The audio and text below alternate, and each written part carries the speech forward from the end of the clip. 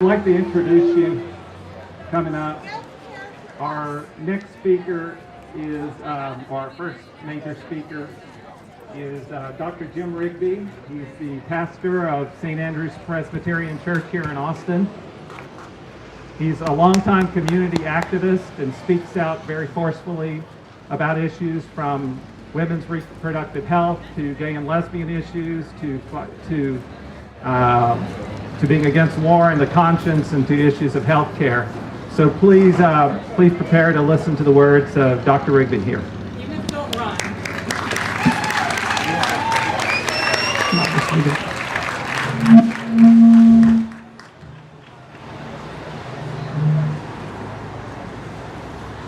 Well, it's very good to be with you. It's especially good to see Code Pink turning out.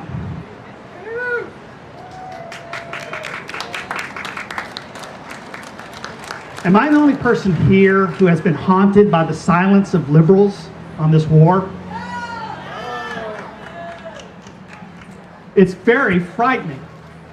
The people that took to the streets to demonstrate the crimes in Iraq are suddenly silent. And not only silent, but making excuses for the same activities that we were screaming at the top of our lungs to stop. Now, I realized that the bar was set very, very low with the last administration. But was anyone else here a little bit surprised when the Nobel Peace Prize went to an American president? With two undeclared wars going on at the same time? Now, I realize after the great improvement that we've had that you want to celebrate that, but the distinctions sometimes are fairly subtle, aren't they? Whether the torture takes place in one place or another, where it's called one name for the prison for the other. We need to find our voice again. And in the silence of the liberal voice, the ones that have stepped forward today are incredibly important. To give the Nobel Peace Prize for what's been done so far is sort of like saying somebody has the warmest hands in Antarctica. You know, it's true technically. The question liberals are asking right now is the wrong question. The question isn't yes, can we? The question is should we? And just as the Republicans for years and years misled and misdirected America by going after pride, right now many people have been moved to silence going after hope. What we need to go for is virtue. We need to be the country that we say we are. During the last administration, we talked about war crimes. And it was almost like we forgot that war is a crime in itself most of the time. So we need to get rid of some of the distinctions and find that prophetic voice that this country needs to hear. Now, every general after they leave power, and every president after they leave power, condemns war.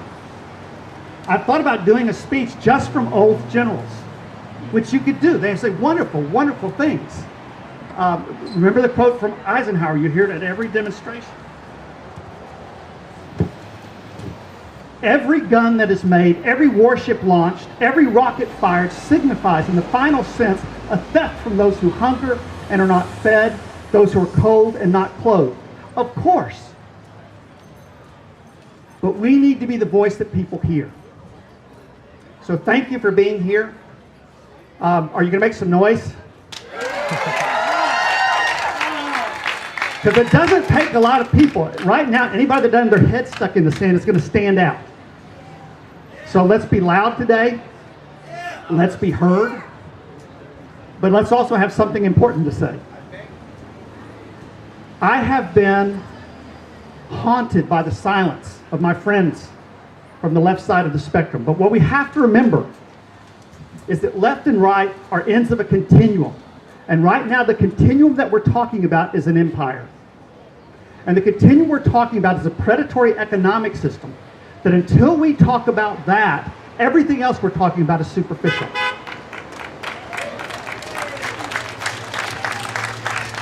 Can I get an amen?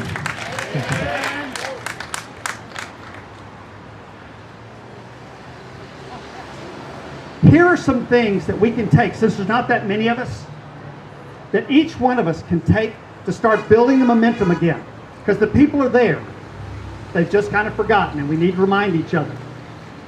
First of all, a peacemaker values truth above any religion or philosophy. Anybody agree with that? As long as we believe in dogma, we're never far from violence. Whatever that dogma is, whatever that superstition is. Now, true, religion should point to truth. But as you know, that's pretty rare in our day. So you need to speak the truth. Voltaire said, someone who believes in any absurdity will commit any atrocity. I want to tell you that Americans are hearing propaganda every time they turn on the television set, and somebody needs to speak the truth.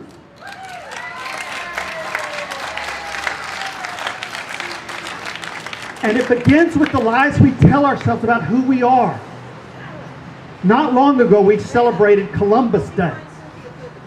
Columbus Day is the founding lie that keeps America from finding its greatness. Columbus Day covers over the Holocaust that took place on this continent.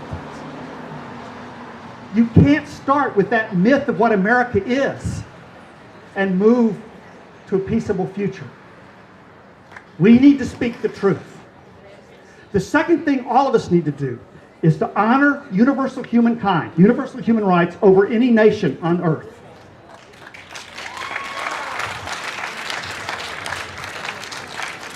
I know a lot of people have given up on the language of the American dream, but I haven't. I realize it's not just the American dream. It was a dream that people had for the whole world and all of humankind. But that was, I'm talking about this more and more. Life, liberty, pursuit of happiness. We've forgotten that. But that includes everybody. It's never been true in America, but we need to make it true. And we need to make it true for the whole world. If that dream does not apply to everybody, then it is a lie. And the greatest enemy of the American dream is the American empire.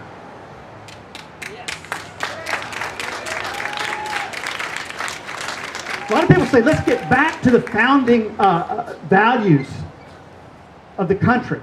Well, how about a founding value like no standing army? Does anybody remember that one? You never hear anybody talking about that. But Jefferson said the spirit of democracy is incompatible with militarism and a large army. We need to speak that truth, and we need to lift up human rights all over the world, even if they're not American. We don't need to turn this economy around if it's based on slavery around the world. Yes, we can, but no, we shouldn't. This world belongs to everybody. Rich, poor, all the races, all the genders. And we need to be prophets for that vision, whatever it's called. The final thing is this. We need to start teaching children to care more about life than about objects. Capitalism, for whatever virtues it may have, has become a predatory economic system that relies on war and relies on slavery. And the truth is, it's always relied on slavery. We talk about the success of this economic system, but if you took any economic system and gave them a whole continent of resources and free slave labor, any system would do pretty good. We need to call ourselves to greatness. And part of that is not using weapons that are so evil that they kill our own troops. Let me ask you a question. I'm wrapping up now. If Napoleon and Wellington had used the weapons we have now, depleted uranium, and we were still having birth defects from the struggles and battles they had, would we care who started it? Would we care who was right or wrong? We would treat them both the same way historically that we treat Adolf Hitler. Because there are weapons that are so evil that any temporary conflict cannot be justified. We are in that situation now. So, as I say, I've been haunted and a little bit depressed at the silence of liberals on this war. So I can't tell you how healing it is to look out and see you. It doesn't take many to start the snowball rolling. Thank you. Thank you for being here. And here's my little blessing I want you to take with you. When you hear lies, don't get in an argument. Don't do the Lakoff thing of trying to spin against conservative propaganda by using liberal propaganda. You speak the truth.